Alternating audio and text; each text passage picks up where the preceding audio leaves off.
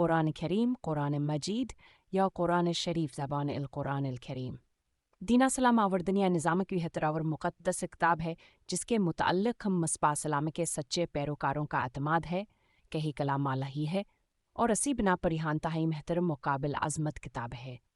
اسے ہمارے پیغمبر محمد صلی اللہ علیہ وآلہ وسلم پر وحی کے ذریعے 23 سال کے عرصے میں ضرورت کے مطابق اتاری گئی۔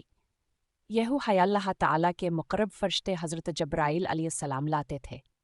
جیسے جیسے قرآن مجید کی آیات حضرت محمد صلی اللہ علیہ وآلہ وسلم پر نازل ہوتے ہیں، آپ صلی اللہ علیہ وسلم سے صحابہ کرام رضوان اللہ جمعین کو سناتے اور ان آیات کے مطالب و معانی سمجھا دیتے۔ کچھ صحابہ کرام متوان آیات کو ہیں یاد کر لیتے اور کچھ لکھ کر محفوظ کر لیتے۔ ہم سب کا عقیدہ ہے کہ قرآن شریف ہر قسم کی تعریفیں بیان کرتا ہے۔ یہ ہماری ترقیاور کامیابی کی سب سے افضل پاک محفوظ آسمانی 4 کتابیں ہیں۔ یر قرآن مجید 2 توری تاتری زبور ہجر انجیلیہ سب آج تک کی کمائی ہوئی سچی آسمانی کتابیں ہیں اور ان میں آج تک کوئی کمی بیشی نہیں ہو سک۔ یور قرآن مجید کو دنیا کی واحد محفوظہ اور افضل کتاب ہونے کی حیثیت حاصل ہے جس کا حقیقی مفہوم تبدیل نہیں ہو سکا اور تمام دنیا کروں میں چھپ کے باوجود آسکامت ایک جیسا ہے اور اس کی تلاوت عبادت ہے۔ اور صحیفہ ابراہیم، زبور اور تورات و انجیل کے بعد آسمانی کتابوں میں حسب سے افضل آخری کتاب ہے اور سابقہ آسمانی کتابوں کی بھی تصدیق کرنے والی کتاب ہے۔ اب اس کے بعد کوئی آسمانی کتاب نازل نہیں ہوگی۔ قرآن کی فصاحت و بلاغت کے پیش نظر سے لغوی و مذہبی لحاظ سے تمام عربی کتابوں میں اعلیٰ ترین مقام حاصل ہے۔ نیز عربیز بانواد باورس کے نحوی و صرفی اقواد کی وحدت و ارتقاء میں بھی قرآن کا خاصا اہم کردار دکھائی دیتا ہے۔ چنانچہ قرآن کے وزد عربیز بان کے قواعد بل ندبہ عرب محقینہ اور علماء لغت مثلاً سیبویہ، ابو الاسود الدؤلیہ اور خلیل بن احمد وغیرہ کے یہاں بنیادی ماخذ سمجھے گئے ہیں۔ شروع اللہ کا نام لے کر جو بڑا مہربان نہایت رحم والا ہے۔ جب آسمان پھٹ جائے گا اور جب تارے جھڑ پڑیں گے اور جب سمندر ابل پڑیں گے اور جب قبریں اکھیڑ دی جائیں گی، تب ہر شخص معلوم کر لے گا کہ اس نے آگے کیا بھیجا تھا اور پیچھے کیا چھوڑا۔ اے انسان، تجھ کو اپنے رب کریم کے بارے میں کس چیز نے دھوکہ دیا؟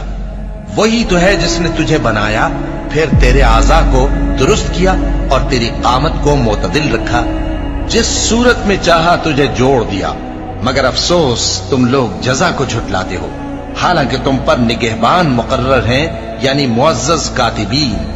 جو کچھ تم کرتے ہو وہ اسے جانتے ہیں۔ بے شک نیکوکار نعمتوں کی بہشت میں ہوں گے اور بدکردار دوزخ میں، یعنی جزا کے دن اس میں داخل ہوں گے اور اس سے چھپ نہیں سکیں گے۔ اور تمہیں کیا معلوم کہ جزا کا دن کیسا ہے؟ پھر تمہیں کیا معلوم کہ جزا کا دن کیسا ہے؟ جس روز کوئی کسی کے کچھ کام نہ آ سکے گا اور حکم اس روز اللہ ہی کا ہوگا۔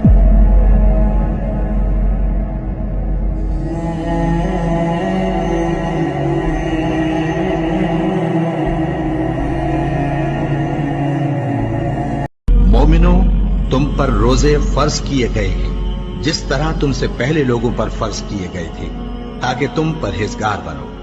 روزوں کے دن گنتی کے چند روز ہیں، تو جو شخص تم میں سے بیمار ہو یا سفر میں ہو تو دوسرے دنوں میں روزوں کا شمار پورا کر لے۔ اور جو لوگ روزہ رکھنے کی طاقت رکھیں لیکن رکھیں نہیں، وہ روزے کے بدلے محتاج کو کھانا کھلا دیں۔ اور جو کوئی اپنی مرضی سے زیادہ نیکی کرے تو اس کے حق میں زیادہ اچھا ہے، اور اگر سمجھو تو روزہ رکھنا ہی تمہارے حق میں بہتر ہے۔ روزوں کا مہینہ رمضان کا مہینہ ہے، جس میں قرآن اول نازل ہوا، جو لوگوں کا رہنما ہے اور جس میں ہدایت کی کھلی نشانیاں ہیں اور جو حق و باطل کو الگ الگ کرنے والا ہے۔